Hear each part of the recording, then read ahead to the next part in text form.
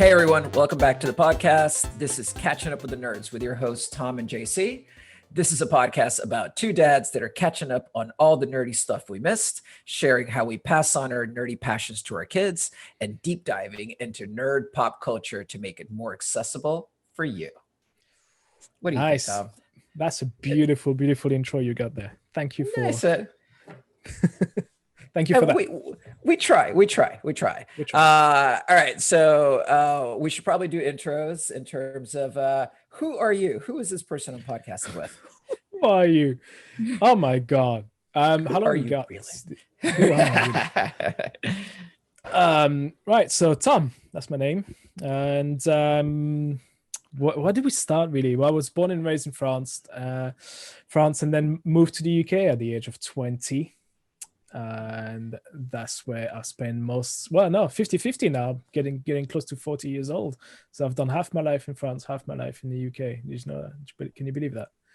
It's pretty mad. I've got two kids, a girl who's now turned 11 over the summer, and a boy who is 3.5 years old, before in March. Been married for what now? 13 years. I checked my wedding ring yesterday. So 13 years, 2007. That will come back. That will come back in this podcast. That will be mentioned again. That's me. That's me. I love video games. I love movies, and I love sports. Nice. Yes. So I am the other half of the podcast. This is a JC Garay. I was born originally in Honduras. I moved to the US when I was 18. And just like you do, had that really weird realization a few years ago that I've been living outside of my home country for more than half my life. So It's a bit odd. I moved to the UK in 2006. And that's where Tom and I met when we were living in London, and moved back to Portland in 2016. Have been doing the West Coast thing ever since. And I've got also an 11-year-old boy because that's where Tom and I met when we were in labor preparation class, where we were just sitting there going like, yes, we will do none of these things because it's really down to our wives to do this, but we're going to be supportive. Yeah, just nod. Just nod. I go like, yes. That's it. I've got an 11-year-old son and a 5-year-old daughter. The older one is Aiden, and our youngest daughter is Arabelle. And I am the graphic novel guy. I love my graphic novels and comics. I love movies and series. And I also dabble a little bit in the world of video gaming. And I love sports too. Namely basketball. I think that's one of the other thing we've got in common. I feel like I had to say that, or else I didn't get any cred. Like I like sports too. I'm not a total nerd. And beers and nachos. Yes, especially when I crush them in my forehead. That's because I totally know how to do that. So this particular podcast episode, we are looking into PlayStation. This is your introduction. If you were never into PlayStation, this should give you an introduction of how to get into PlayStation games. If you have been into PlayStation but dipped out like we did, this is a good opportunity to jump back in, because we've got a major event coming up with PlayStation 5 being released very shortly, which we're anticipating. So we're going to give you a little bit of a deep dive of just like why you should care about all the PlayStation models, why you should care about PlayStation, and why you should jump back into it with us nerds and check it out again. Still a program, there's a lot to go through here. So fasten your seatbelt. Yes, let's get into it. We'll try not to dive too deeply into every single console. I think that's fair to say that it will take about a 10 hours podcast if you were to go into each and every single one. But I think that the main goal here is to go and look at why it was special and the games. The games. What do we want to play? If you want to dip back into the PS2, let's say. But it's jumping ahead. Yeah. And just for everyone to know, like going into this, Tom is our resident gaming expert. So he'll be giving you all the deets around kind of like the deep details of each console. And I am a person that loves video games, but I don't go as deep into it as Tom does. And but I've got some pretty interesting kind of like memories of some of these games that I just want to like figure out. Are they legit, or am I just making these things up in my head? And Tom too will set me straight. And I think the last disclaimer also is that I do work for Sony. I think it's worth mentioning now at the start of it. So I don't work for PlayStation in particular because that's a different company, that's a sister company. But I do work for Sony, so I do have some knowledge of things that are going back, happening in the background. But I'll also won't be divulging any of it. But what I'll do is share the experience, especially in the later stages now, through the PlayStation 4. I think that's kind of when I started working for Sony. And anyway, it'll be mentioned, but I thought it was good to sort of put it out there that I do work for a company that is somehow slightly related to PlayStation. Yeah, so we've got a little bit of credibility, just a little bit, and any shred of credibility we do have, we actually can't tell you about. But we do have credibility. That's fair enough. So shall we dive into our first console? Yeah, start at the start, JC. Start at the start. Okay, so I was actually going to start with PS1, but Tom just earlier kind of mentioned that it actually is not PS1, it is PlayStation, and PS1 actually comes a little bit later, but we'll get into that. Yeah. The way we're going to kind of kick each of these off is have a little bit of a kind of cultural grounding in regards to what was more or less happening in the world when these consoles launched. In the case of PS1, it launched in 1994 and was the main console for PlayStation, for Sony, up until 2000. So between 94 and 2000, just things that kind of we pulled out is like really this launches at the birth of the internet, right? It's like this is when the internet really is becoming available. All of us are on AOL listening to like yeah, and doing all that stuff. The whole world is thinking the world is coming to an end because it's going to be Y2K and we're all going to like lose energy for the foreseeable future or whatever. And then nothing happens. Planes were meant to fall out of the sky as well. I remember that one. Yes, exactly. Yes. And just through sheer desperation, as we're facing down Y2K, the whole world gives up, and hence France wins the World Cup. Oh, you knew that was coming. You knew that was coming. No, but France does win the World Cup in 1998. It was a shout out to half of our brand, which is the French brand, with Thierry Henry leading that charge. And more of a Zidane thing. And well, that was a headbutt, and we don't talk about that. No. That's 2006. Oh, that's right. It is like yes. Sorry. I got my World Cups confused. But so the PS1 launches during this time, and for me, one of the big kind of like changes with the PS1 was the fact that it had a disc. And this was kind of pretty game changing in the industry, that it was no longer cartridge based. So what's the history behind that one, dude? So I think the what we want to put it in context to very briefly explain how Sony launched itself into the video game industry, right? So that it was unknown fact up until very recently, where it was revealed that Sony was working in partnership with Nintendo to launch a Super Nintendo CD. I think that's the name of it. And Sony was meant to produce, or there was a beta version that was produced of the Super Nintendo CD, where it was just an add-on that you stick to the base of the Super Nintendo and you put a CD in there. It's a bit sort of like the Mega CD on the Mega Drive, if you had the Sega.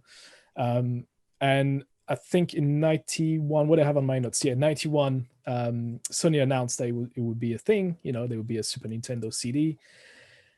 And Nintendo went, nah, we don't want to do that anymore, because we can't sort of work out how we're going to split profits and costs and all that. It's a money decision again, and they decided to go and partner. Nintendo did decide to go and partner with Philips to do exactly that, to launch the next add-on for the SNES. But that never actually happened, I believe, because there was no. I think I can't recall any extension or add-on to the Super Nintendo that involved CDs or anything like that. So obviously the move from Nintendo massively annoyed Sony, which was a massive what's the word? What's the actual word I use? Consumer electronics leader. That's the word. Thank you. And they say, you know what, we're going to create a division of Sony, which is going to be SCE, Sony Computer Entertainment. And we are going to create a console made 100% by us and the way we want it to be. And bang, a couple of years later, they came up with the Sony PlayStation 1 or Sony PlayStation, how do they call it? So you piss off Sony and they create their own brand. Basically, that's what happened. Thanks, Nintendo. So they went all FUBU for us, by us, man. Nice. Exactly. Well, you know what? Enough of this. So and hence this is why the leap from cartridges to CD-based or disc-based games started. Well, first of all, the thing that finally jumps out to me is it sounds like Sony's had a bit of a history then of like not playing nice with partners, because we're seeing it with Disney right now, right? With Spider-Man. It's like for a while there, Spider-Man was up for ransom. We're just like, all right, Spider-Man will be in only Sony movies, no Marvel movies. And that was a thing for about like 2 months that they like stuck to their guns, and then they reconciled, they kissed and made up. So again, being part of the Sony movies, Sony TVs and movies family, that was going on for years before. The contract thing was if Sony owns Spider-Man, the character Spider-Man, the brand Spider-Man. Yep. And Marvel wanted to buy the entirety, the whole thing, and Sony went, you know what, that makes so much cash for us that we obviously not going to let it go. So they decided, we'll eventually, I think there was a deal that got struck, and they said, oh yeah, well, we give you 49% of Spider-Man, we keep 51, you get to use him in X amount of films and blah blah. You can tell, there's a history of not really playing with others, or maybe keeping your properties in check and making sure that you do it the way you want to do it. So you're not relying on anyone else, which it's a strength. It's also it can lead you to very different ways, but Okay, cool. Because I think that'll come up as we look at like the how the console wars are evolved between PlayStation and Xbox, and really how PlayStation was always kind of very, very aggressive, but also led to some really cool stuff happening for us consumers, right?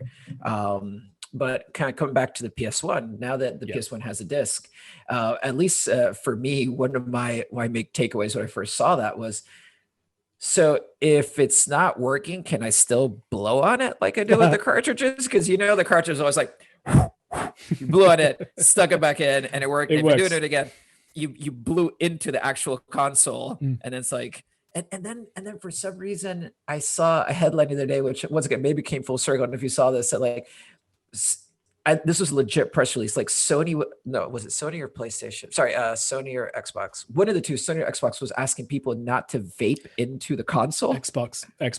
What the heck was that about? It's just some people could say basically again we'll touch on it later on when we talk about the next generation, which is now the current generation, PlayStation 5 and Xbox Series X. They're giant, like the new consoles generation are literally just giant fans. So because they want to keep things quiet and cool. So the Xbox is just this huge tower, and people were just blowing smoke up it. So to see if the fan would just kick it up the top of the console. That's awesome. I love it. You can't do that. Please don't do it. You're gonna ruin it.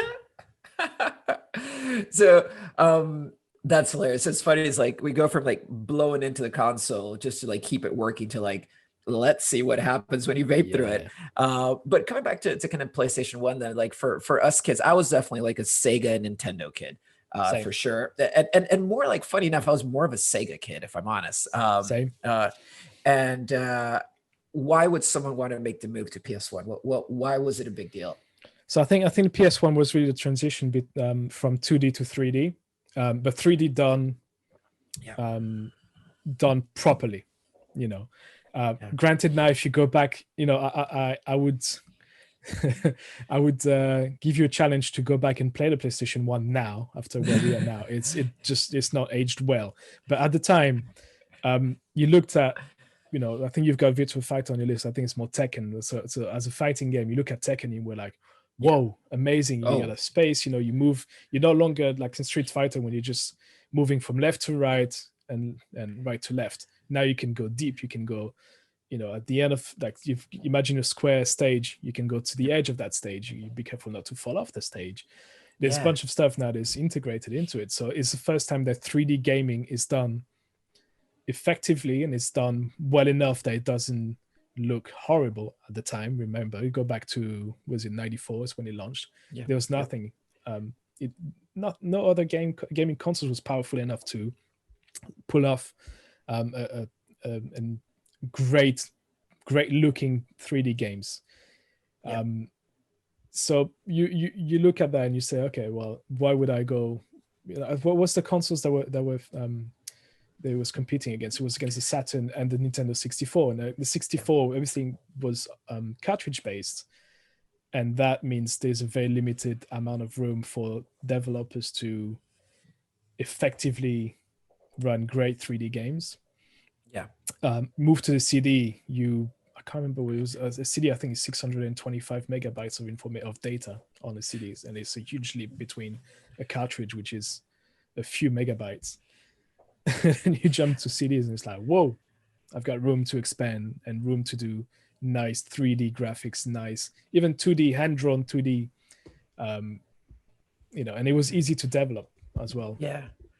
And to on the 3D graphics bit, it's like I felt like I'd only seen graphics like that before on actual arcade video games. Well, no, like in the arcade, like when I went to arcade, right?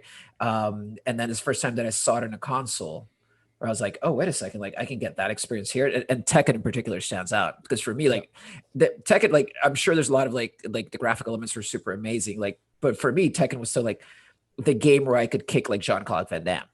Yay. Like that was how I remember, like the roundhouse kicks they did and stuff like that. Just like so cool when the camera just like zoomed around them. It was amazing. So that for me is like a real memory of Tekken. But with PS1, it definitely felt like there was a big change. I think we were talking about earlier, from talking about like 8-bit graphics to 16-bit to 32-bit. Oh yes. And how Nintendo followed that logic, and then PlayStation just went, don't worry about megabits. It's like, it's about the graphics. Yeah, so it's kind of the end of the end. There's not really been an end of in terms of console wars, but like do you remember how Nintendo and Sega fans used to go at each other then? Because Sony was a new player, that's disappeared, because it's like, oh well, they're the new cool kids, you know, they just started school here, you know, it's the cool kid with the long hair. So that was them then. It's like they got in there. Sega was still there with the Sega Saturn, which was not doing well in Europe. Well, no, in Europe they did okay. Didn't do well in the US, did amazingly well in Japan, which is the home of PlayStation now. But Sega was sort of already on the way down there. They never really managed to go past the Mega Drive in terms of successful consoles. You can argue the Dreamcast, but that's for later. And then Nintendo was the same thing. 64 was okay, and they named it the 64, and they were still playing into that bits. Sega Saturn and PlayStation 1, there's no mention of it. You know, there's like, it's 3D gaming now. That's it. Like we don't care. It's not 128 bits, not the 64 bits. And I think we did argue before we started recording. It was like, well, I told you, I was like, well, the 8 bits, 16 bits, 32 bits, it never actually meant anything. It doesn't mean it's more powerful. It's just a graphic. It's an ability from the console to handle graphics and music a better way. But in the grand scheme of a console, it doesn't mean shit.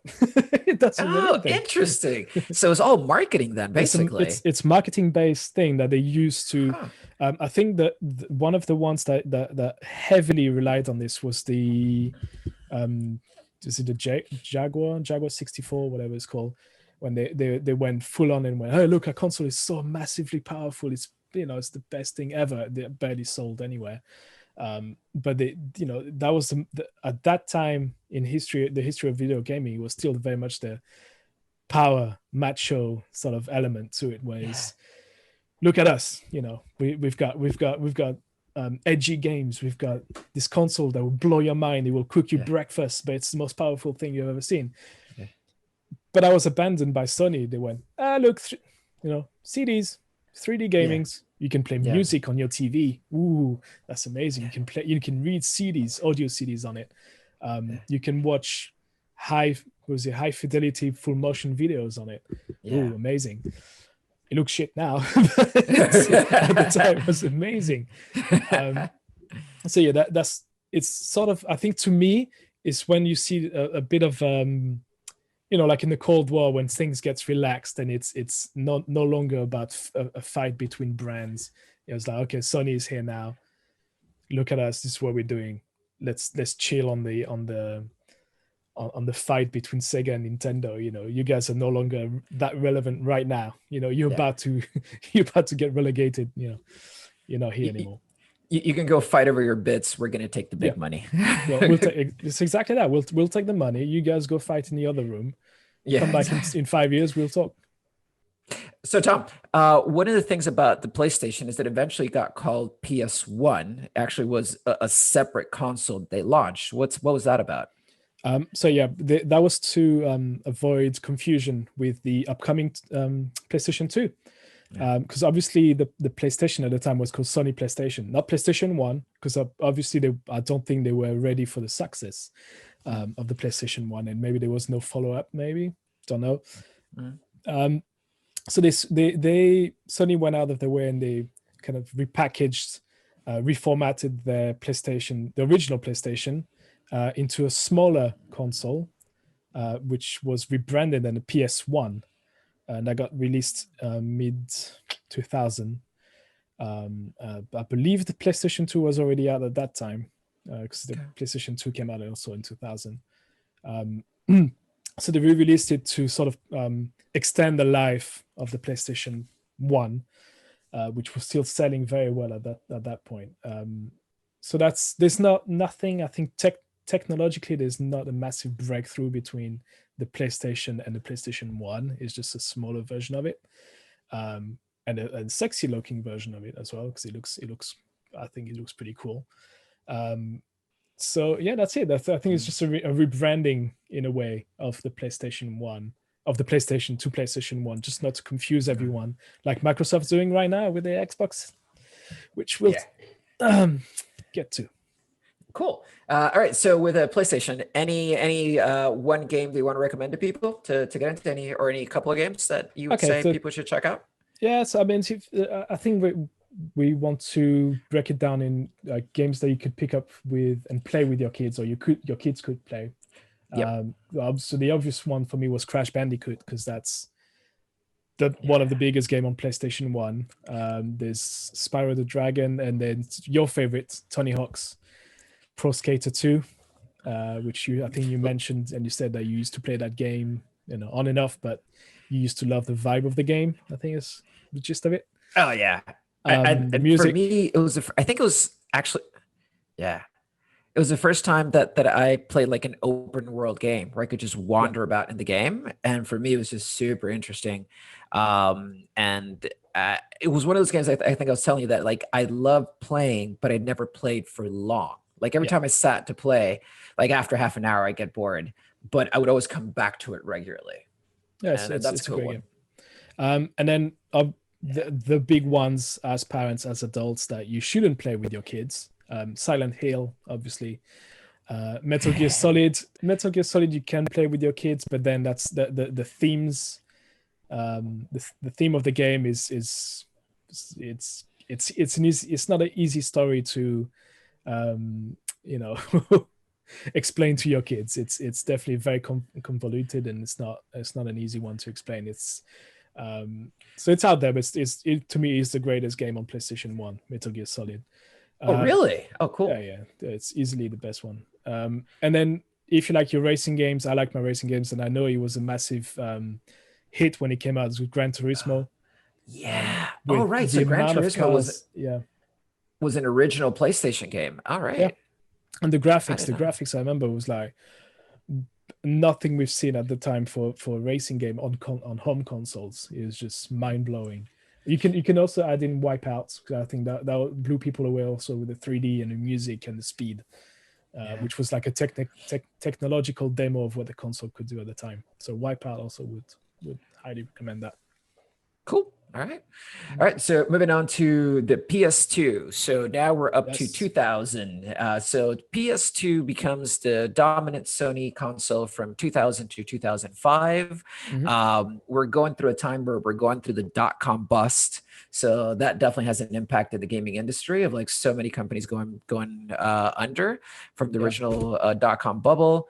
We get 9/11, and we also have like social media is all of a sudden a thing, right? We're in the early days of like High Five, and Friendster, and possibly maybe even like early days of Facebook, and then also Apple becomes mainstream. All of a sudden, like Apple wasn't like the artsy nerdy kids computer, but it was someone that everybody wanted, and they came out with those really colorful desktops, and all of a sudden, like, it's in everyone's consciousness. Apple becomes a thing, which eventually has an impact on gaming down the line. Yeah. But moving on to kind of the PS2, one of the things about the PS2 that I found interesting from what you told me earlier is that it had one of the largest library of games. So why is that? Like, what made this console have such a wide library? I mean, you could argue that the reason why it's got so many games is that it's put it simply, is the highest selling console of all time with over 155 million units sold, right? Oh, right. It's just the highest console, the highest selling the highest selling console of all time. So you could argue, and it was super easy to develop on. The architecture of the console made it so, and the graphics, there was a massive jump in graphics, and the look of the graphics is just mind-blowing to people to go from PS1 to PS2. You can see the leap there. So I think all of these sort of contributed to why there was so many games released. I think the primary reason is obviously that the more consoles you sell, the more people are going to want to jump on that train wagon, and trying to move their own IP. I like that word. Their own games, move to their game onto that, and then also you have to look at the competition for that generation. The Dreamcast, the GameCube, and the Xbox. So the Dreamcast is the last home console from Sega that didn't do well, or as well as it should have done. It's a great console, very powerful too, but just didn't have the legs. I think Sega was already checked out at that point. And so as a game developer, would you go to Sega knowing that's the last few months of a console? Are you going to spend time and money for something that's not sold as well, and your games are not going to sell as good? GameCube's the same. GameCube at the time, Nintendo was very much concentrating on releasing their own games, so they only just very recently opened up the gates to third-party developers to come in and release games on their consoles. And at the time, the GameCube just moved to disc-based gamings also, and it was super hard to develop unless you're Nintendo and you know your console inside out. So I wouldn't say, and it didn't sell well either. The GameCube, it was super cheap to buy. I remember, I think it was about $100 when it came out. But it just didn't have enough good games on it at the time of release. And and I don't think the marketing was good enough also for people to see the GameCube brand out there. And you have to also cast your mind back to that period where, do you remember in the 80s, 90s, when people like your mom would call you and was like, are you playing Nintendo even though you're on your Sega Mega Drive? Gaming was Nintendo at the time. Your moms would go, are you playing your Nintendo? By that they meant, oh, you're playing video games. 2000, moms would go, hey, are you playing your PlayStation? Video games was PlayStation. Yeah. So you wouldn't your branding would have to be super strong, and your marketing team would have to be super creative to exist in that, in sort of the mind of the moms that would spend their money on the console. True. And then Xbox launched also then, and thanks to Microsoft having a whole bunch of cash, managed to survive up until now, because the original Xbox sold okay, but was also lacking like exclusive games apart from Halo, which is the reason why I got an Xbox as well. So yeah, that's why we got so many games on PlayStation 2. All right. So hearing you say that, like, I was interested in how we got all those games, but it made me think of something else. So here's my hot take for this one. So is Nintendo kind of like the Marvel of video games, and PlayStation is like the DC? So let me explain that. So Nintendo seems to be protecting their brand really well. Like they do a lot of brand management to make sure that, of course, like we're talking about earlier, like Mario is always going to be the star of any Nintendo console, no matter what, right? And it really is about, it's not about the attracting game developers to use the console to build bigger and better games. It's about attracting game developers to tell more Mario stories, to tell more Zelda stories, to tell more Luigi stories, or whatever it may be. And really is about characters, right? Which we got with Marvel. It was really like, it was our affinity to Iron Man and Captain America that really kind of kept us engaged with Marvel. But whereas PlayStation seems to be like, we're making a kick-ass console, come and have fun with our toys and tell the stories you want to tell. And I feel like that's where DC's going now, where it's like, don't worry about the continuity. It's like, come and tell a cool story. We'll let you play with our toys. So I'm curious, like, to some extent, I agree. Especially with the Nintendo Marvel thing, it was like, do you remember the first sort of era of Marvel movies like X-Men and Fantastic Four? They suck. Right? They totally sucked. So that sort of coincides with what Nintendo did with the GameCube. I'm not saying that the GameCube sucked, but there was definitely a time where Nintendo as a brand had a massive dip after the Super Nintendo, in terms of image, in terms of sales. You know, they just almost disappeared, and they came back with the Wii, and like the Wii's Iron Man, like suddenly it's cool again. Bang, phase one. Phase one. Here's the Iron Man of console. You can play whatever you want on it. There's a bunch of third-party games that are getting released on it. It's amazing. Wait. So are you saying that the Wii is the recovered alcoholic of consoles? Yes. Yes. Have you played Wii recently? It's horrible. It is pretty bad, actually. It's a despicable console. I do not like it. I have one. Just the controllers and everything. Just it puts a massive almost an iron curtain between me and that console. I cannot play it.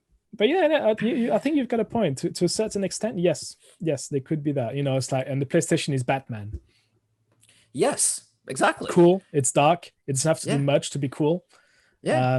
All the cool kids are going to it, and you know, that's I would agree. I would agree to a certain extent. Yes, you're right. Okay, let that be podcast canon now, that we believe this is the case. Right. Damn right. All right. So, but to your point, talking about games, the games that came out during the PlayStation 2 run, I think that there's a lot of interesting ones we could talk about. But one in particular that I remember vividly because less the game, because I think I only played it like a few times, but more the idea of the game was Grand Theft Auto. Yeah. So when GTA came out, I remember that it was kind of like one of your friends having access to something they really shouldn't have access to. And it was kind of, yeah, it was like the naughty game to have where you're like, oh, you're allowed to do all these really bad things in that game, but no one, like I said, my friends, like no one had it. Like you couldn't get it easily. Officially.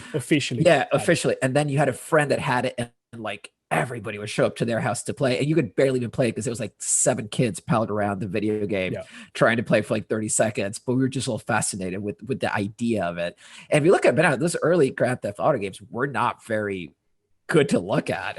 No, but the notion they were fun though. They were fun. Exactly. It was so novel. Yeah. So what was your experience with Grand Theft Auto? The funny thing is that back in those days, but the PS2 era is kind of when I dropped out of video gaming a little bit, just a little bit. So I wasn't massively into the PlayStation 2. I owned an Xbox. I don't know why. But GTA 3, I think, and Vice City, I think that the other ones that came out around that time. Yes. They, again, I had an Xbox and I was playing Halo only, I think, and Pro Evo Soccer at that time. But GTA, yes, is the time where you're like, what's this? It sounds bad, And then the first, it wasn't the same for me when I didn't have any friends. Well, I had friends who owned it, but it wasn't like, what's the word for it? I don't think it was seen as this horrible experience. I think it was more through the media. I remember hearing about it a lot more on TV and in the newspapers, when it was like, this game's horrible. You can go and shoot at prostitutes, and you can steal people's money, and you can beat people up and stuff.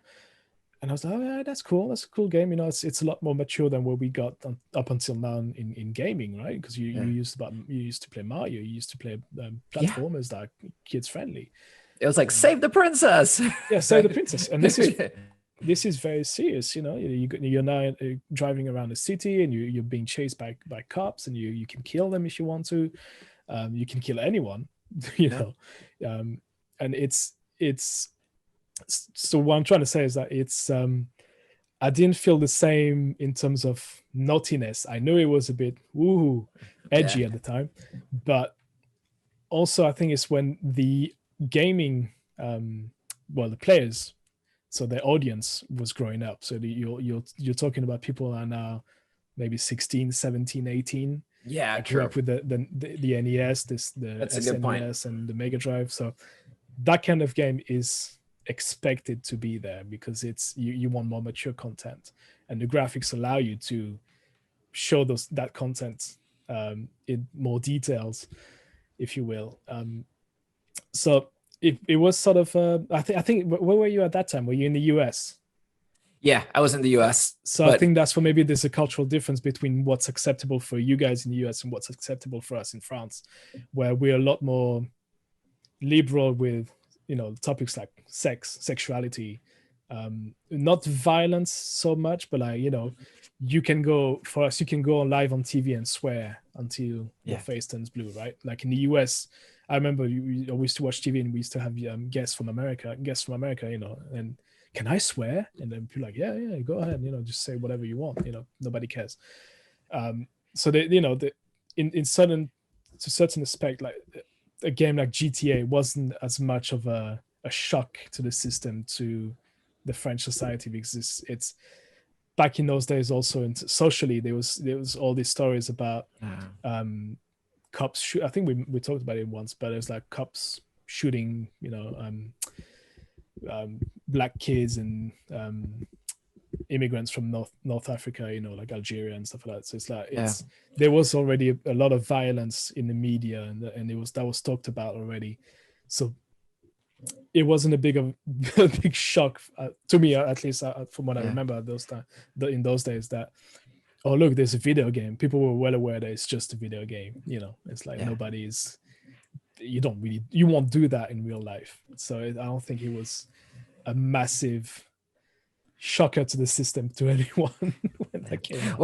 Well, no, but it's because this is prime. Like this is happening post the time when Mortal Kombat comes out, which basically gets the rating onto games to like to define them as mature and all that sort of stuff. So the next game after Mortal Kombat that I can remember that really gets into the media from that same perspective as Mortal Kombat was Grand Theft Auto. Yeah. Like I remember, like I think it was discussed in Congress and all these things, and yeah, I agree. Oh yeah. Yeah. I think that here in the US, I agree. It's like because there's so many limitations around like you won't drink before this age, like the like all these limitations of things that kids can and can't do. It really kind of like helped them to launch the game. Like that's the best PR they could have ever gotten for that game, without a doubt. We had the same thing with Mortal Kombat, where I think that was a lot more trickier to I don't know how to explain it, but I remember when it came out, it was a lot more shocking to people that you could, especially on the Mega Drive, which was supposed to be this kids friendly, well, not kids friendly, it was the edgy, again, the cool kids console. But it's that up until now you had 2D sprites when it's like a colorful game, and again, platformers, and then there you go, Street Fighters it's a fighting game, it's cool, it's very colorful. Then you get bang, Mortal Kombat, gray colors, blood, guts being spilled. And it's like, whoa, that's, I think I remember that being more of an extreme reaction from the wider public. Grand Theft Auto, no, not so much, I think. Okay, interesting, the different perception over there. Okay, cool. So that's kind of the experience with Grand Theft Auto that happened in France, which is very different than to definitely how it was portrayed in the US.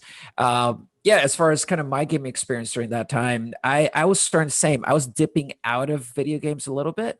Funny enough, my main memory of that time is the Nintendo Cube controller, which I find so satisfying to just crunch the buttons. It's just the best. I still think it's the best controller ever invented in terms of like pure like satisfaction.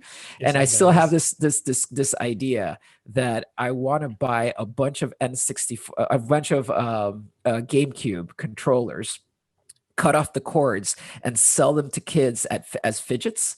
Because you know how like kids need to like have something in their hands when they're in school. I think that'd be the best fidget ever, honestly. That's a business idea right there. You should maybe look into it and get it done. You can get them pretty cheap right now. And then we'll get that business to sponsor the podcast. Yeah. So moving on to the PS3 then. The PS3 came out in 2006 and was the main console for Sony from 2006 to 2012. During this time, we're going through the financial crash of 2008, time that we all love and enjoy thinking about. Only second to the freaking pandemic we're going through. But also on a kind of like on a gaming side, the iPhone launched, and that is going to have a big influence on games.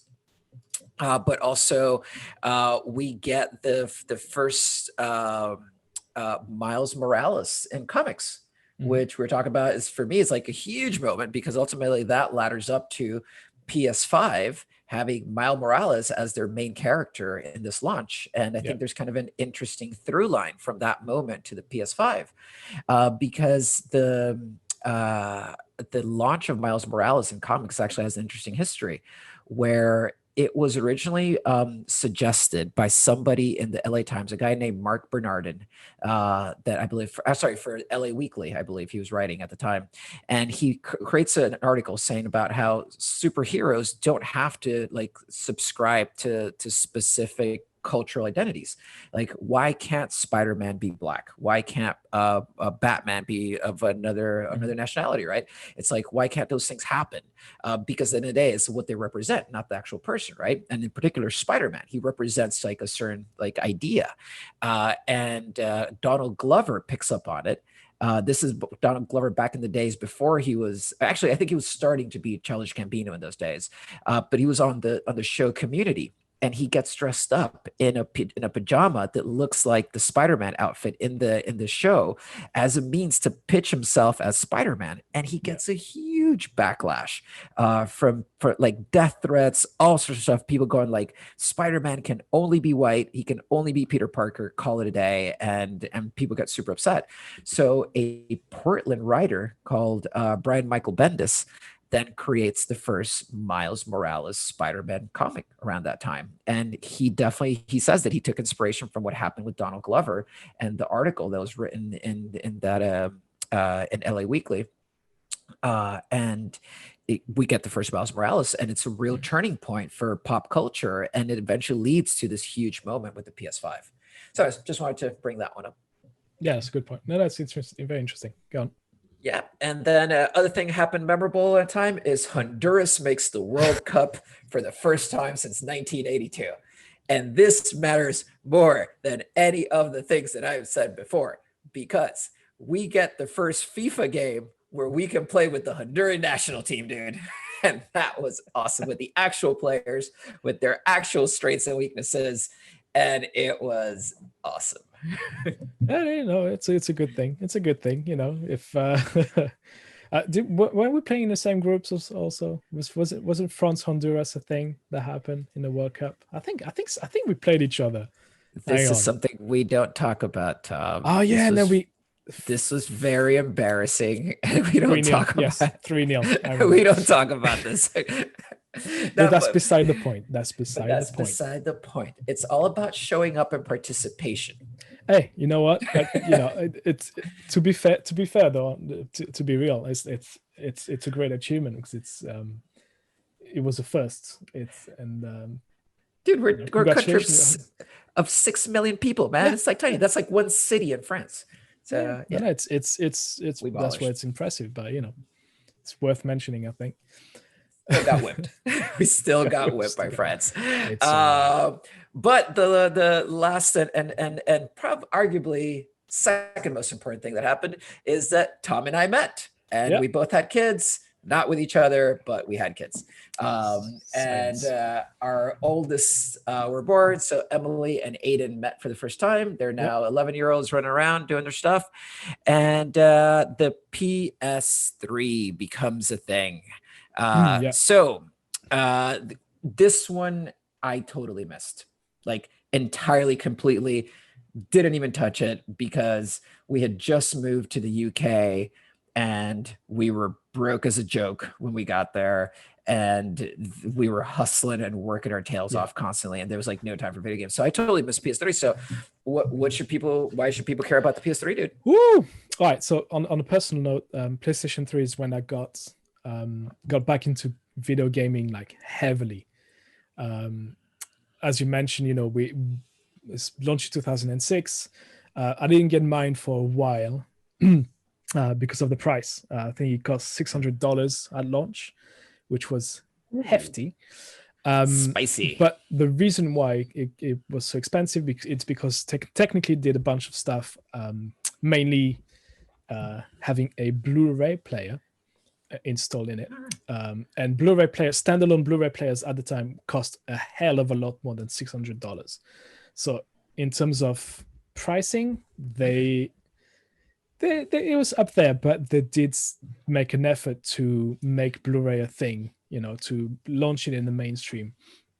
So that's why the price was super expensive. Also, part of the cost was they installed a PlayStation 2 chip inside of the PlayStation 3, the first version of it, which also, it's not that expensive, but it added to the cost of it, which meant that you could put a PS2 disc in your PlayStation 3 and play PlayStation 2 games.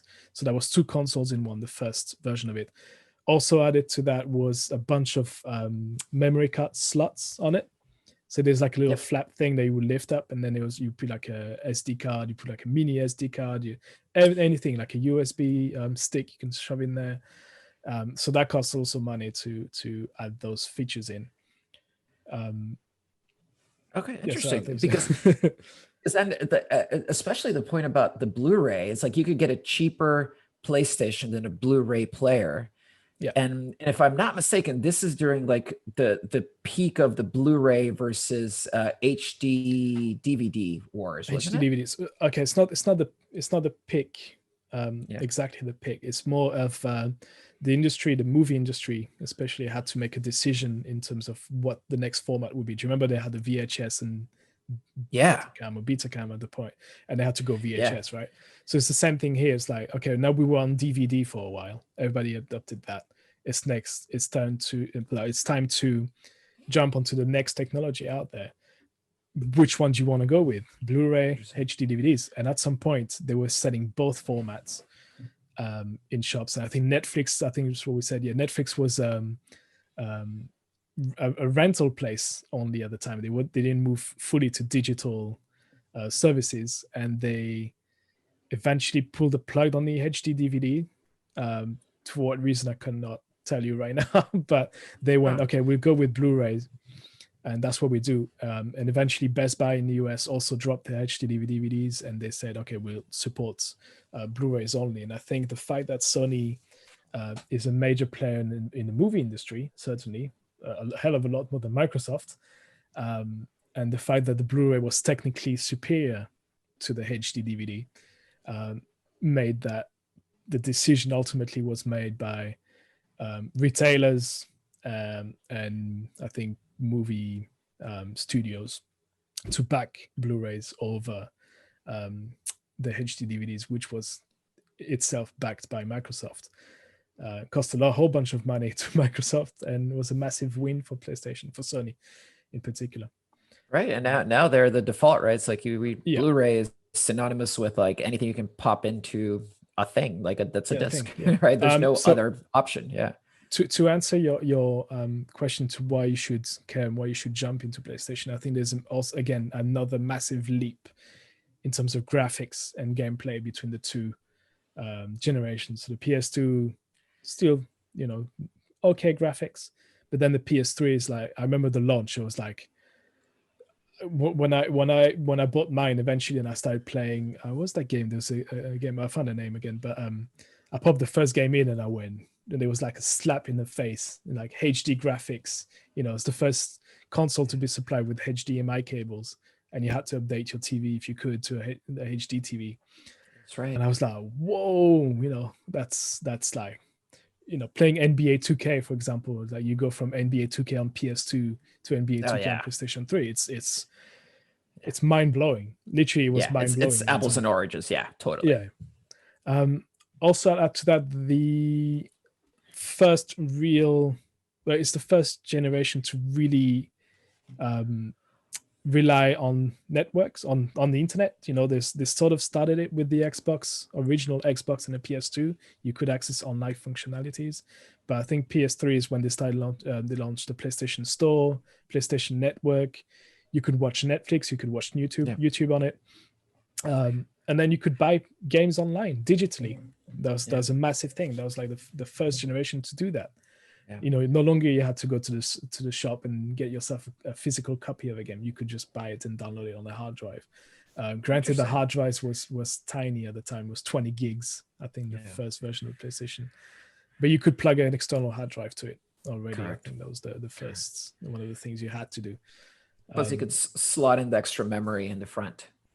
I don't know if you could put games on those memory slots. I think that was just more for because again the PlayStation at the time and the Xbox 360, which was its competition also those years for that generation, they were the first round of consoles that were not just video game consoles. They were also entertainment centers, entertainment units.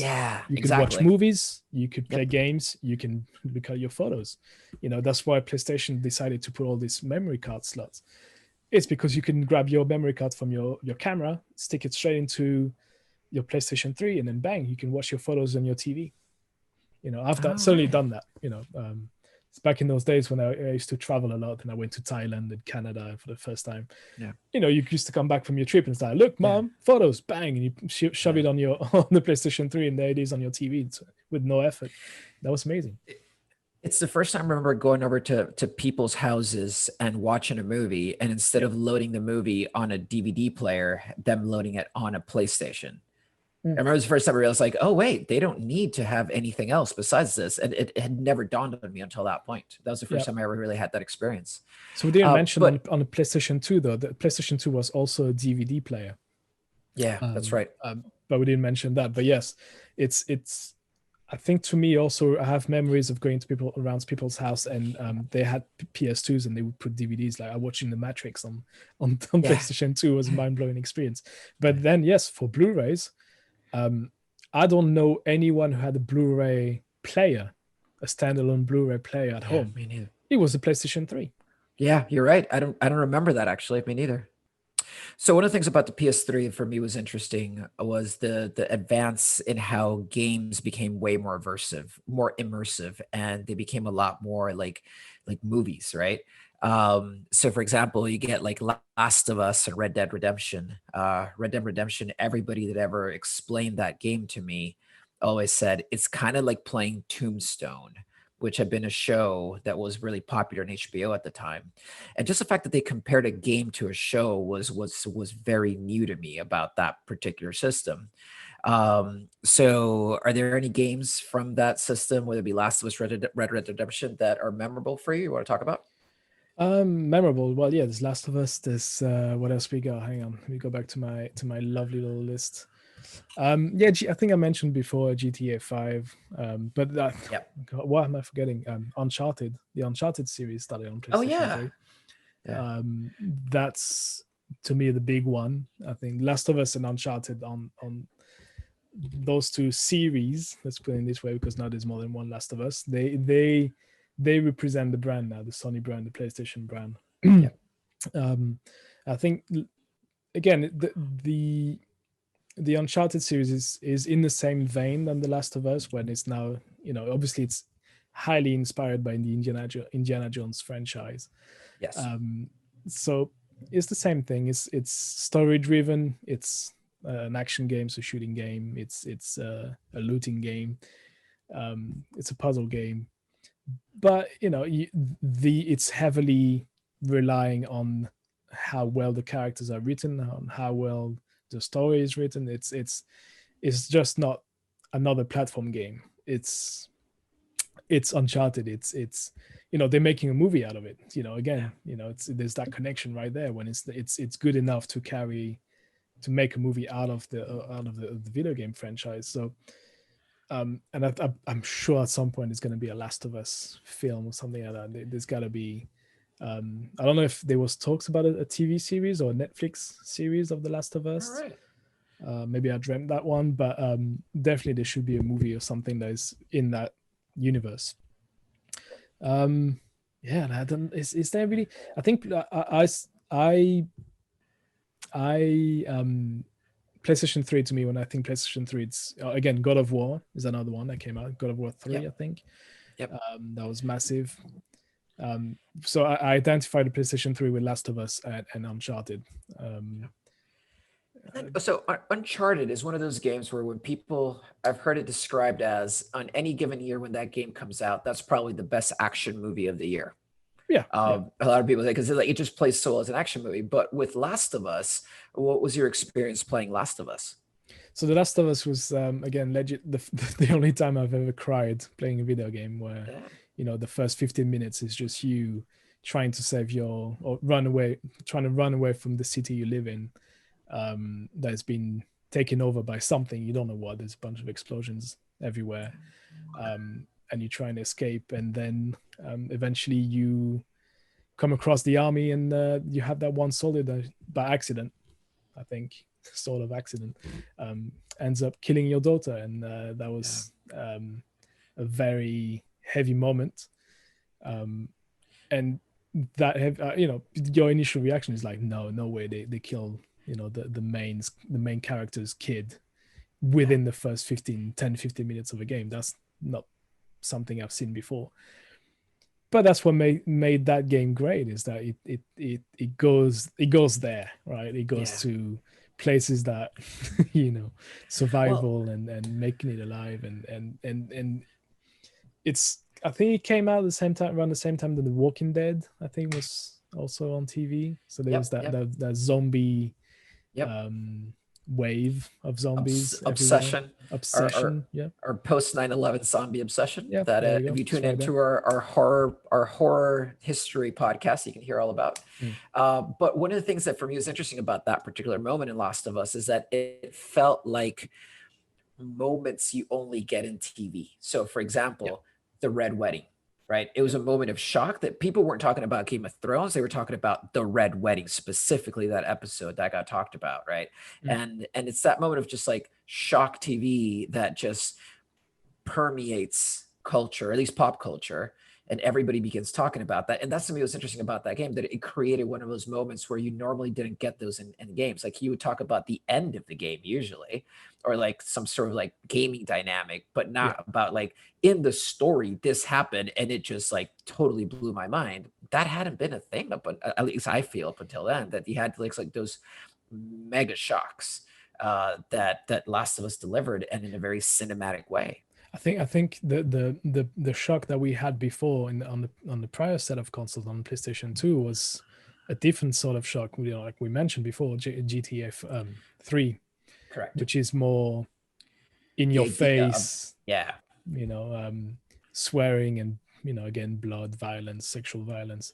I think Last of Us was more of a cinematic approach to it, where the story is something that will hit you on a personal level, you know, whereas GTA would be, it's again, GTA is sort of the beginning of that, you know. It's like, it's, you can argue that it's it could be movie based also. It could be a story that's being told, but it's I don't think it's got the same shock value than Last of Us had, where you can feel, especially now in the middle of a pandemic, you feel like there's maybe we might be heading that way with a bunch of zombies coming. You know, 2020 is full of surprise. Well, at the pace we're going, dude, it would not surprise me. No, me neither. But having said that, talking about pandemics, let's move on to the PS4. Yeah, segue. Yeah, you see how I did there? I like it. So during PS4 time, actually, or the PS4 launches in 2013, and is the dominant game dominant console up until now. When we're getting the PS5 launch, during this time, things that happen are one, Facebook goes mainstream. Like all of a sudden, Facebook's a thing for everyone. It already kind of had started already, but at this point, it becomes a dominant social platform. The Google Pluses of the world, unfortunately, don't quite make it. And then there's a big shift in gaming to phones. There's a lot more apps being dropped with games on them, that people are gaming on the tube when they're riding their commute to work. People during their smoke break are coming out and gaming. Like all these things are starting to happen. But we also get life moments for me and Tom. Like Tom moves back from France after a little stint of going back home to the motherland, and I moved to the U.S. to Portland from London, and life goes complicated again for all of us. But more importantly, there's also a big moment in gaming where we get Gamergate. And for people who don't know what Gamergate is, it was basically a moment around, I believe, 2014, 15. Yeah, around that. Where a lot of people in the gaming community came out in response to finding out that some of their favorite games were designed by women, by people of color. There was a big backlash against that, about how they thought that having more diversity in game designers was actually going to make the games worse, and take them to a place that they didn't want to do. They didn't want rules to be broken the same way that like Miles Morales broke the Spider-Man rule. That was not something they were too into. And I do honestly believe that has a knock-on effect to some of the games that we see come up in during the PS4 period and really into PS5. But before we kind of dive into those, it'd be great to kind of touch back on like what makes the PS4 great. What was your experience with the PS4? For me, this is where we got back into gaming. Like Aiden was old enough that we could game together, and so we bought the PS4. We still have it, and so far I've really enjoyed it. But what's been your experience with PS4? I think PS4 for me is again, you know, it's the continuity of the PlayStation 3. So they've improved on many things, especially the online experience. But also that's when you really got the full experience, the full solo. What's the word for it? Yeah, the full solo experience, gaming experience, as in, or like story-driven games. Where there's going to be a lot more Last of Us. There's going to be a lot more Uncharted. There's going to be a lot more God of War.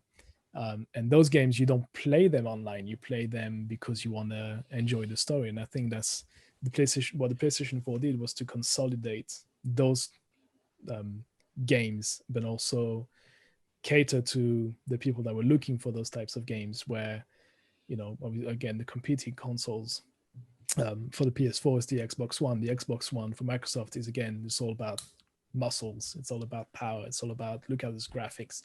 Well, the PlayStation audience is more like, well, I want to play Last of Us. I want to play something that is going to speak to me. And I think that's where to me, the big divide between the two consoles, between the two brands is. I think, it's to me the best. Well, I've not tried the PS5 just yet, but I think it's the best PlayStation console out of the four. The PlayStation 4 is like it's up there because of the graphics that are really good. Again, people were arguing when it came out there was such a massive leap between the 3 and the 4. I always argue against that, because the games that are now coming out at the end of a generation they all look really good.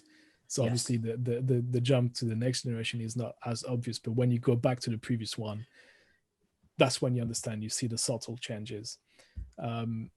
I think the PS4, it's also the start of consolidation of, I can't say that word. I don't even know why I'm using it. Consolidation. I can never say that freaking word. Of online gaming. When it's now stable, it's now well done. It's, again, there's more games available to buy online. There's more games available with online capability.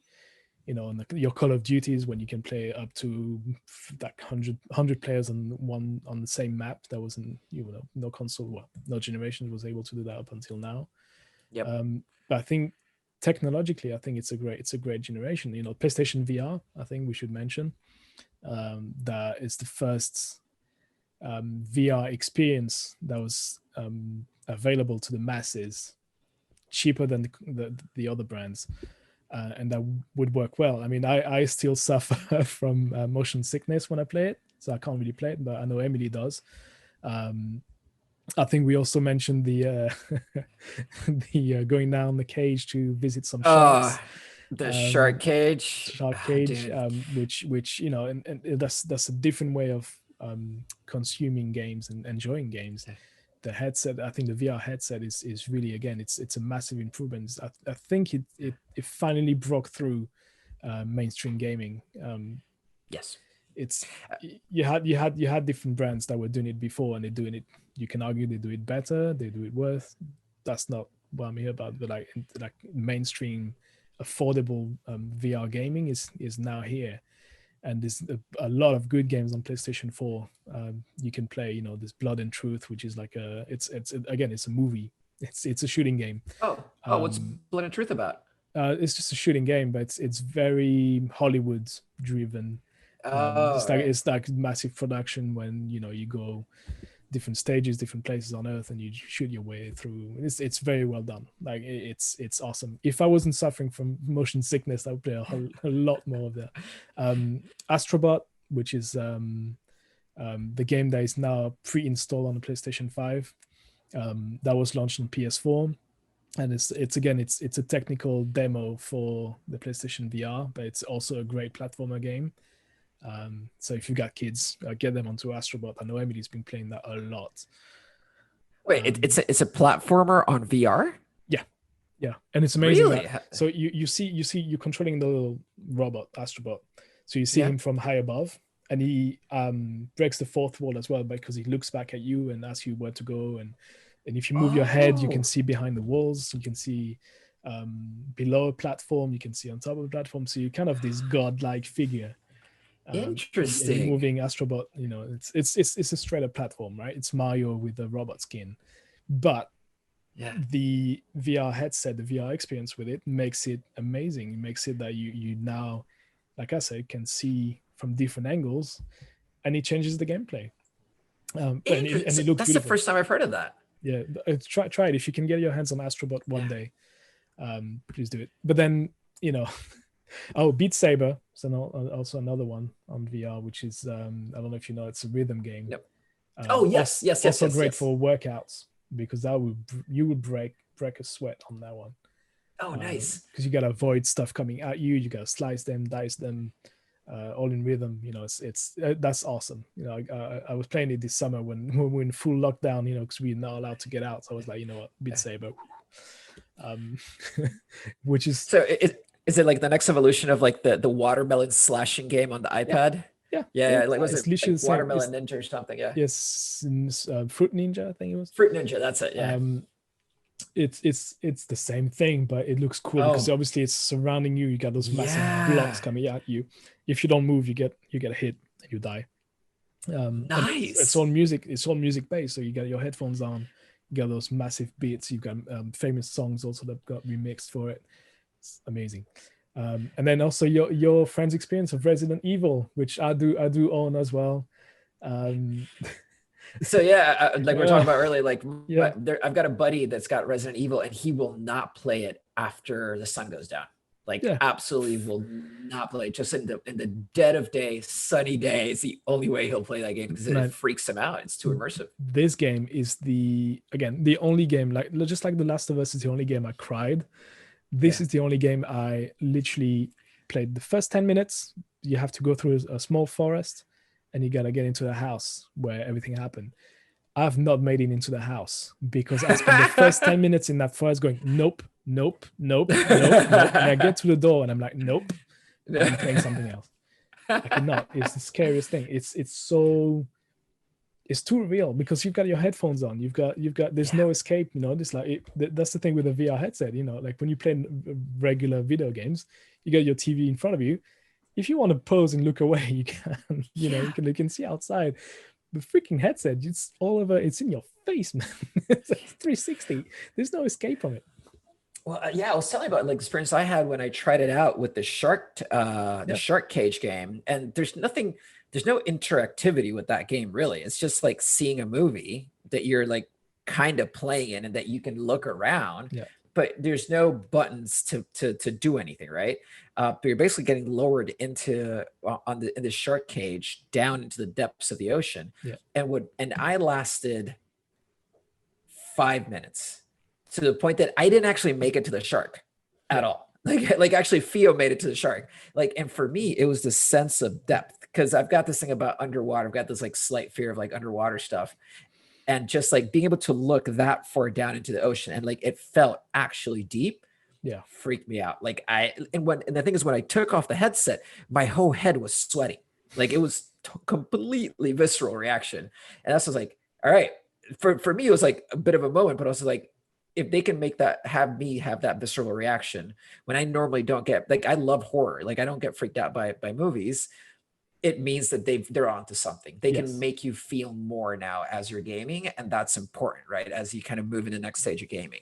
So my fun story with this, well, it's not really a game. The shark game you're referring to it's actually a technical demo again. Mm-hmm.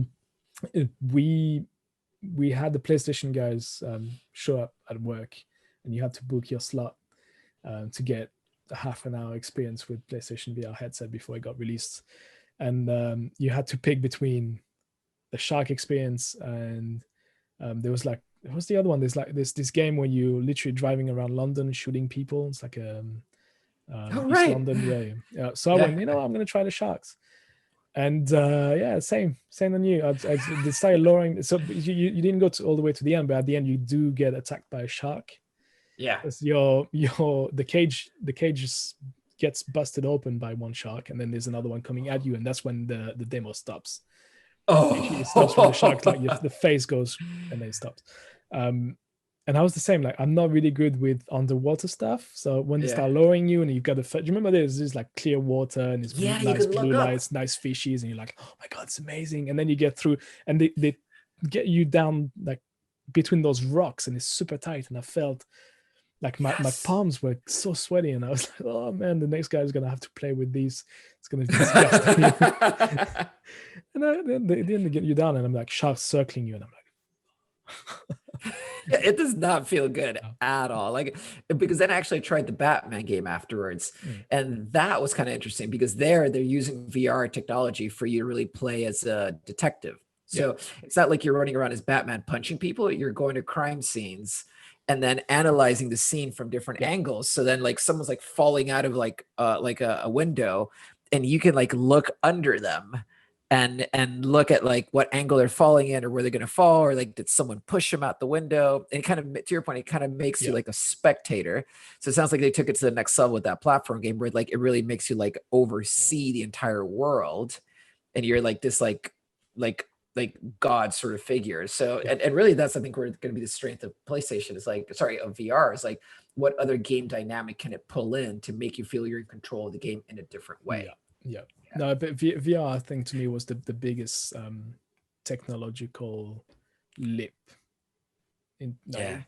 jump in terms of gaming for the PlayStation. I think that's why I would, if you're looking for a slightly more affordable, cheaper point of entry into VR gaming, then I would recommend the PlayStation 4. It's full of, there's a lot of technical things that have not been ironed out just yet. So for example, me getting motion sickness is because of the frame rate. And which is what we'll talk about in a second with the PlayStation 5, but that's something that is being fixed with the PlayStation 5. I think that's what the PlayStation 4 Pro, I don't know if you want to mention the Pro, which is the latest version of the PlayStation, which supports 4K and HDR and all that beautiful stuff. But the frame rate is a lot more solid, and it's higher on the PlayStation 4 Pro, and it's sort of started fixing issues with the PlayStation VR headset. The PlayStation 4 Pro was released, or one of the reasons why it was released was to handle the PlayStation VR headset. Because it's a lot beefier than the original PlayStation 4, right? And also because 4K, because we're moving into 4K. These were the two main reasons why. I usually thought of it as like the 4K console, but it makes sense that it would be to also enable more VR. That makes sense. So one of the things I find interesting about the PlayStation 4 as well is I feel like there's a big change in the narrative around like their main characters, and it kind of ties back to that through line I was mentioning about Miles Morales, and about how the change in having more diversity in games all of a sudden has become a thing, especially with the PS4, I think. And in particular, a game that just snuck into the tail end of the PS4 games, which was Marvel's Avenger game. Which the main character, if anybody doesn't know, is Kamala Khan. And Kamala Khan within Marvel canon is the current incarnation of Miss Marvel, and she is the first Muslim superhero that's headlining a comic book for Marvel. And is a huge move. It got a ton of press, and now they've even announced that she's going to get her own either movie or series in the main Marvel universe. But they made her, Miss Marvel, the main protagonist when you start the game for Marvel's Avenger.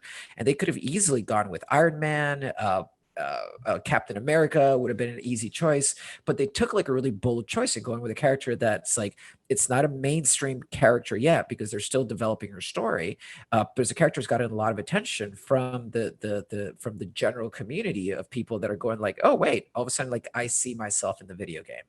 So I thought it was a really interesting move. So I wanted to kind of get your thought from terms of gameplay, like what's Marvel's Avenger like?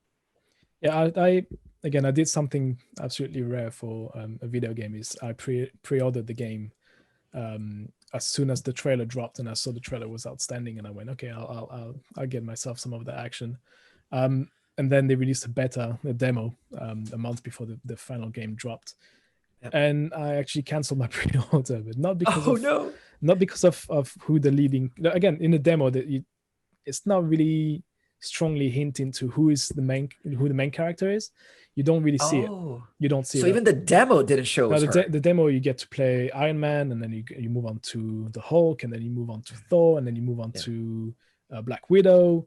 Yep. And beyond that is the scene on the bridge, and you're fighting a whole bunch of enemies coming at you and everything. I think you do a little bit of Miss Marvel along with the Hulk, and you're in that forest, and you do the start of mission 1.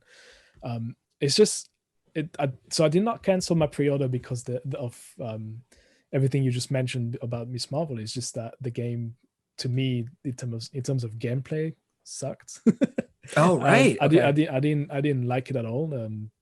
The controls, I didn't like also the graphics were good, but I think that they could have done, especially when you jump off, when you come from Spider-Man, which is the last Marvel game I played, which is to me in the top 3 of the best PS4 games. It's like, for you sure. jump from there to this, and I think it's because it's again it's made by Square Enix, which is the creator, or the company that does Final Fantasy. And I've never been a massive Final Fantasy fan, and I've never really enjoyed anything Square Enix had to release. There, I said it. But it's I don't know, there was something a little bit off about the game, but in terms of what it did and who it put at the forefront of the game, like the main hero of the game, I think that was a pretty cool thing to do. I keep having those conversations with people where they say, we came to the same conclusion where representation matters, right? Correct. It's the same with Captain Marvel when he came out in the cinema, with having in Endgame and in Infinity Game, you get those few scenes where it's an all women cast. And it's the same there with Miss Marvel. I think it's great to have something else than, again, Uncharted, one of my favorite game of all time, but leading character, white dude. It's been done before. It's The Witcher, white dude. And I think it's quite nice that you get a different take on the leading character. I don't know what your thought was about it, but I think I thought that was pretty clever to have that as at the center of the game. Yeah, absolutely. No, I think it's a type of thing where there's certain movies that when you look at them, you go like, that movie's not great, but it gives a character an opportunity to be somebody they haven't been before. Yeah. Right. And I think, so for example, there's like a time travel movie that came out that Spike Lee produced, and I forget the name of it right now. It's on Netflix. Catch You, See You Tomorrow, or Catch You Yesterday, or something to that effect. But the point is, like, the movie actually, there's parts that aren't great the way it's shot, and the script is a bit janky at times, but it just creates this story of kids from inner city school that doesn't have like a lot of funding, that are able to like create a time machine with their own ingenuity and then go back in time to try to correct a crime, a hate crime, right? Like a crime where like somebody gets killed that shouldn't have been killed by the police, right? Like what we're seeing with George Floyd. They get to go back and fix one of those moments. And I'm like, well, the movie's good. Oh, sorry, the movie isn't that good. What they're saying is important and has to be said. Yeah. Right. And to me, that's the same notion of it as like the fact that they put somebody like Marvel, put that protagonist at the center of the game is still an important moment. Sucks that the game isn't that great though. Yeah, That's a real bummer. That's the thing. It's also, it's what I had, it's my reaction to, for example, Captain Marvel, the movie, because I went to see that one with Emily, and I was like, look, it's important to me that you see there's a female lead character. Yeah, that's exactly. probably the most powerful character in the entire Marvel universe. Yep. But the film, I do enjoy the film now, but when I watched it first, I was like, it's okay. It's not the best Marvel film out there. There's far better than that. It's not bad by any stretch. I think there's a lot of backlash because of stupid reasons, but I felt it was a solid film, but it wasn't as great as I thought it would be. And I think it's the same with that film, with that game. Sorry, that it should have been something really good, up there with Spider-Man, or something in the same vicinity of greatness. But it just isn't. It's an average game. I wish it was, but the message behind it, yes, is absolutely important. It needs to be. I'm sure it will be seen a lot more in future games, I think, now. Because then that like leads us into PS5, right? And that's like a perfect hook into it because of what's happening with Miles Morales. And PS5 is launching now, and the kind of the world events happening around it are like, so we're in a pandemic, so like everyone is gaming. Because there's in some ways there's literally nothing to do. And to me, what's been fascinating about it is that people just have fallen in love with Animal Crossing, that Switch game, right? It's like everybody's obsessed with it. And it's a real sign of the times, man. It's like, what's been your experience with Animal Crossing? Animal Crossing, I've not played it at all. I know of it because of its days on the Nintendo DS. Yep. But apparently it's one of those games that is still outselling everything else. I think it's got the biggest selling, or the biggest launch for any Nintendo game of all time, I think, digitally and physically. But Animal Crossing is just, well, it's just what we're saying, is just that you're not allowed to go outside and do the most mundane, simple things, go for a walk, go for a fishing trip if you're into that. So what do? You do it online. That's why also I think Minecraft is a great game to have in there, because you can just go outside and fly around. But Animal Crossing, it's just that. It's just like you go outside, you buy stuff, you sell them to somebody else in the village, and then you do that again, and then you come back and you do a bit of fishing, you build your house, So it's I've not got Emily into it. I don't know if she knows about Animal Crossing. I think she may be aware of the brand, but I don't think she knows what it is exactly, because I feel like it could be a game where you put in like 150 hours. And as much as I like her to play games, I don't want her to put that kind of hours into a game just yet. By the time she's 18 and she's thinking of going out and drinking alcohol and stuff like that, I will put Animal Crossing on the Switch 2, Switch 3 or whatever. Keep her inside forever. Just keep playing the whole weekend. Can get 250 hours before you get to the end of this game. Yeah. Clubbing. You don't even have to eat. You just keep going. I'll feed you some pizza. Just throw a bunch of pizza at you. But no, I think that you had an interesting point also about Animal Crossing and how it got Joe Biden elected, right? It is the Trojan horse to this Democratic win, I strongly believe. So for anybody who doesn't know, apparently within Animal Crossing, for anybody who doesn't know what Animal Crossing is, it's basically a game where you live on an island and like you grow crops and you create a house, and it's kind of like Minecrafty in that sense of like you create your environment, but then you go trade with people, you like your crops for their crops, and it's kind of like all really like well intentioned and whatnot. Very calm game. It's clean. It's very clean. Yeah. But within the game, you can create like little like areas to go visit. And so the Democratic Party decided that they were going to create Joe's train station or something within Animal Crossing. And it's basically like a whole town where there's like trains, because obviously Joe Biden's talked about bringing back like trains and maybe investing in high-speed trains in the United States, because he used to commute from I think the Pennsylvania area or something, or Delaware area, all the way up to DC or New York and stuff, using trains. And the fact that they put in there, I thought was just like, it was just one of those like cringeworthy, but also kind of like, oh, they're trying. Oh, bless them. It's like, so I do believe that won the election, but that's just my take. So, but what's happening right now, as we're talking about, like politics is like dominating our life, right? Politics is absolutely dominating our life, and that's what I was thinking, like, just in thinking ahead to the PS5 and the games that are be coming out. You know how like we went from playing soccer and games like FIFA, to all of a sudden like being the manager, the coach. Like you weren't actually playing. You were just like getting the right like players into the game, like trading for the right players, making sure the club was making money, like all these things. It's like, why can't we have campaign manager? Like all of us know way more than we need to know about the different voting districts in Pennsylvania, Arizona, and Georgia, man. We know how to activate campaigns, how to get your candidate to the right place, to like deliver the right message to a particular crowd. It's like, dude, they need to make that a game, I think. And if you watch the Netflix documentary about Roger Stone, I think I can't remember the title for it. I think it's called Where is Roger Stone, something like that. and it's amazing, and it tells you all about how money in the US got into the the world of politics, and how businesses are buying political interests.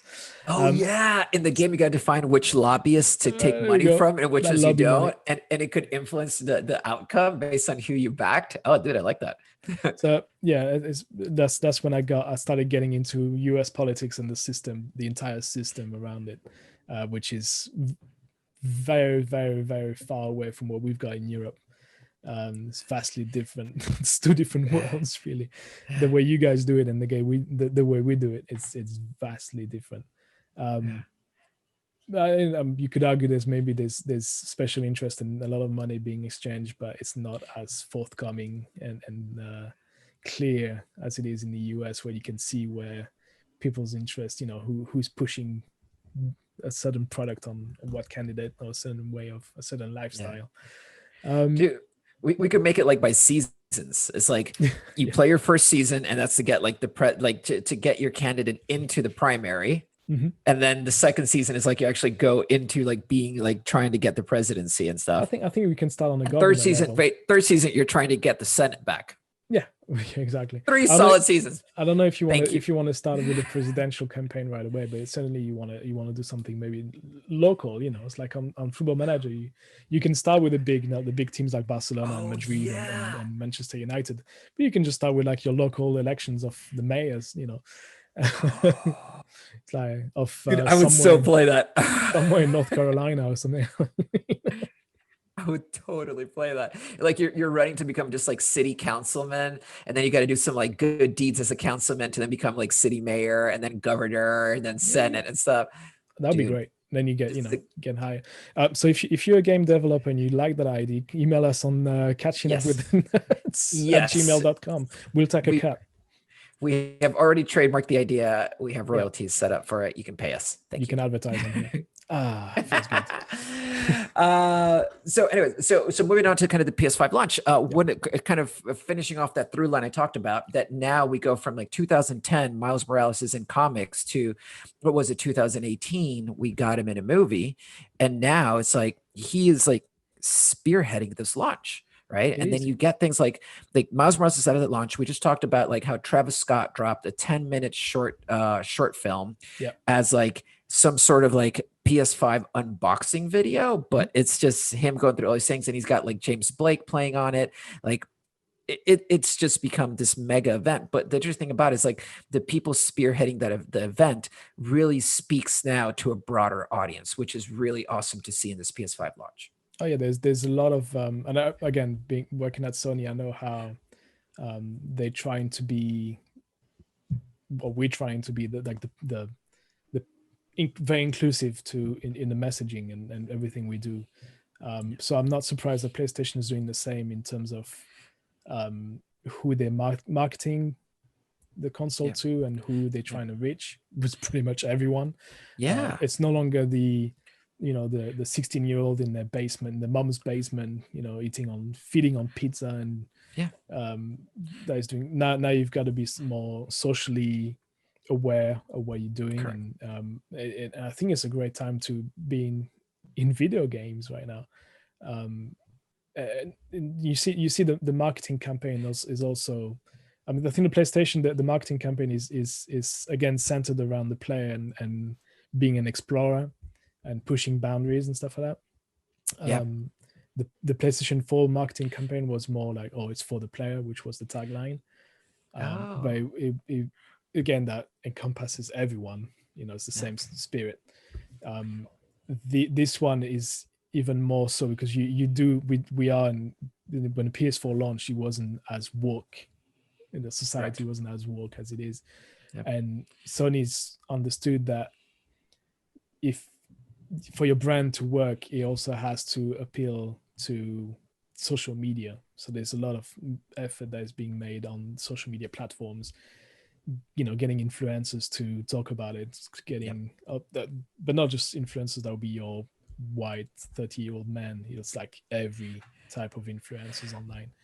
Well, you mentioned AOC Yes. got roped in. Well, it wasn't on PlayStation 5, but she was playing video games also. She was trying to appeal to the kids. She was playing Among Us, which I Oh, believe nice. I'm not really sure if it's on any consoles. I think it's just on mobile phones at the moment.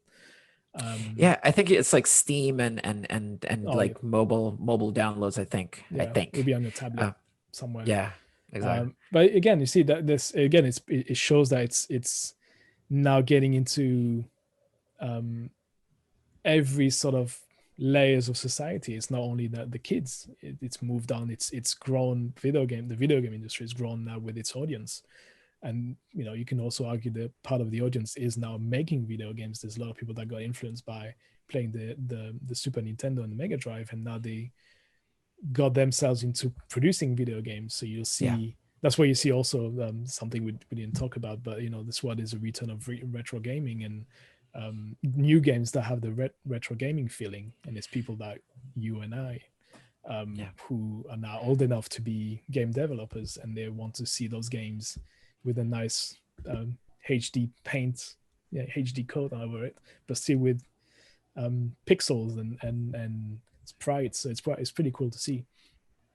Yeah, it's like I saw that there's still people developing for Atari.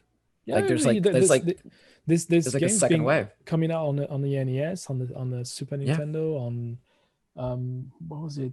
You can still put out games on Mega Drive. That's technologically possible. Actually, saying that on the Game Boy, the original Game Boy, the gray one, because I've got a Game Boy pocket here, but they put out like new games for Game Boy. Yeah. Nice. I've got it here actually, but I'm not gonna pull the cartridge out. But I bought a game. I saw this guy on Facebook that creates game for the Game Boy, and one of them was this fairly straightforward game. It's just like you're in the box and you gotta get out of the box, and the character you're playing is a tiny little Game Boy, original Game Boy. So you gotta really up and down and stuff like you. Yeah.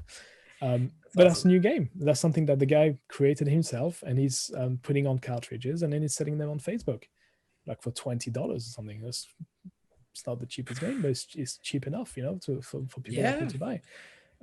So probably developing it wasn't that expensive. So no, not for the Game Boy. I assume it wouldn't be that expensive. So it's quite an interesting time, Nice. So we kind of established that the PS5 is kind of leading the charge right now with kind of an interesting campaign in terms of relaunching PS5. What are you looking forward to most in the PS5, like as far as games or technology or whatnot? What should people be excited about as far as PS5 launch? Yeah, I think the so on a personal level, the reason why I'm getting a PS5 now, right? Why I made the jump is there was one thing that I wanted to experience was the buying a console on day one, because I've never done that before. I always waited a little bit to get a discount off of someone, or for the price to go down. Naturally, they always go down after a few months. But I really wanted to have that. Now you're in a position where financially you can do that. As a 40-something-year-old man, if you're okay, you can do that. But I think the main reason was I bought my PS4 in 2013, so it's 7 years old now. Oh, it's dusty, dude. Yes, I've cleaned it yesterday. There's no more dust in there. It's quiet as hell. But I bought mine in end of 2013, early 2014, and I really wanted to upgrade my system because I still own the original. The only thing I changed in it was the hard drive. There's an internal hard drive now, which is an SSD hard drive, which is a hell of a lot faster to access your game. But it's noisy as hell. It doesn't matter how much you clean it. It's just noisy. You put the Last of Us Part 2 in it. It sounds like a plane is taking off. Oh wow! So I've got to play with headphones. I bought a sound bar. Lucky I did, because then I could hear the conversation between characters. But no, I think to me it was just a natural upgrade. Like the life cycle of a console is usually 6, 7, 8 years. I think mine's done 7 years when it's. I pounded that thing. I played the PS4 a lot, and I think it's own a nice retirement, and I need that upgrade for. I'm not really too fussed about the graphic, like new graphics and 4K stuff just yet, because my TV is not 4K. I don't really mind that. I don't really care for it just yet. I know a lot of my friends, they really like, well, it's an actual, it's a beast. It's a 4K gaming. It's awesome. But I'm like, yeah, all right, cool. the one thing that got me excited was the new controller with the haptic control fields or whatever it is. So depending on the game, obviously, but we're going back to Astrobot, which is pre-installed on every single PlayStation 5. Yeah. Depending on what ground your character is walking on, so for example, sand or snow, the vibration will feel different, and you feel like you're walking on sand. They give you a bunch of weapons also. So at one point you've got shooting arrows and stuff, and like obviously when you pull the arrows towards you, your trigger, which is the right trigger, it's R2, it gets harder and harder, so it starts actually fighting you as you would when actually shooting an arrow. And there's a bunch of good stuff like that. It's again, like let's say it's a platform game. So let's say you're on a platform that is moving, so it's going back and forth or left and right. Your controller will move, and it's like it'll feel heavier if you're leaning towards the right. So your controller will be like stuff. I don't know how they've done it.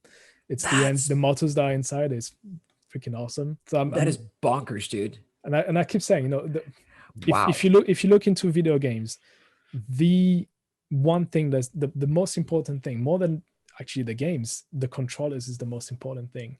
Yeah, agreed. Because if the controller sucks, I mean, there's no, the Wii that we had the discussion. I can't play the Nintendo Wii now because I've got to plug in a whole bunch of shit before I can play it, and I've got to have the nunchuck plugged to the freaking other controller. And I'm like, come on, I just want to pick it up and play. So that's why the Xbox One is doing well also in the US, because the controllers are made for the US markets. They're beefier, they're bigger hands, but the design is amazing. And it's the same with the PS4. The controller was amazing, but the PS5 apparently is out of this world. It's like the best thing from the PS5. Oh, dude, I'm looking forward to that. That sounds awesome. It's the gateway to your gaming experience, right? It's what defines a gaming experience. If the controller sucks, I had the argument with one of my good friends from work. He's a Sega Dreamcast nuts. Like he collects everything Dreamcast, and the Dreamcast controller sucks ass to the point where I get cramps after 10 minutes of playing because it's super tight. Like the triggers are they're too short. And I bought now recently a third-party controller from Retrobit, I think Retro something, or Retro Fighter, I think the name is. That solved the issue. Now it feels a lot more like a Xbox One controller, like a PS5 controller. It's bigger, it's got nice triggers, and now I've started enjoying playing Dreamcast again. Oh no, not again, for the first time. Because before it felt like a workout session where my hands would be like all crippled and like a claw at the end. Do you used to watch Friends a lot? Yeah. There's that episode where Chandler beats the score and his hand is like that. Yeah, that's me playing Dreamcast. That's a real. Oh wow. So yeah, the one thing I'm looking forward is 4K gaming. Yeah, it's super quiet. Yeah, awesome. But yeah, for me, it's the controller. I think that's what, and also the fact that they've improved the frame rate, which means that allegedly I should be able to play PlayStation VR without feeling motion sickness, or not as strong of this motion sickness. So that's I want to try that. So can people bring over their VR headset from their PlayStation 4 and plug it into PS5? Yes. It's not that straightforward, because the one of the port that is used by the PlayStation VR or the PlayStation 4 camera is no longer on the PlayStation 5. So you have to have an adapter that you order from Sony for free. They send it to you. I'm getting mine next week, I think. It's an adapter for the camera to USB, whatever it is. So you can use your PlayStation VR headset, but I do know that there's a new headset that is coming out maybe in 2 or 3 years that is meant to replace the current generation of headset. So that would, I guess, be another giant leap into a better VR experience, I think. But you can play, right, not out of the box, but until you get yourself an adapter for your camera, then you'll be able to play it. But yes, definitely you can play those games. Okay, because that removes a barrier to upgrade a bit more, right? People already invested in the VR set. That'd be cool then to be able to upgrade it. Oh, cool. Backward compatibility with PS4 games. Also, like 99.9% games will run on PS5. So that's also, funny enough, one of the main reasons why I got now when I can upgrade my equipment, and I get to keep playing my games on PS4 that I've not finished. Oh, nice. Okay, very, very cool. All right, and then any juicy rumors that we can kind of like finagle out of you? No.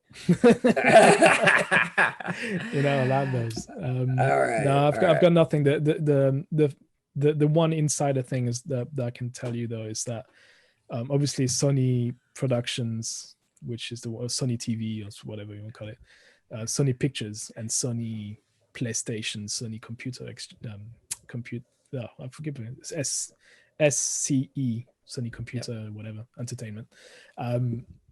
They are part of the same Sony company, but they're sister companies. So we don't actually get to interact as much as I like to with the PlayStation people. It's gotten a lot tighter in the last couple of years, where we do get visits from them when you used to be allowed to be in the office. Sure.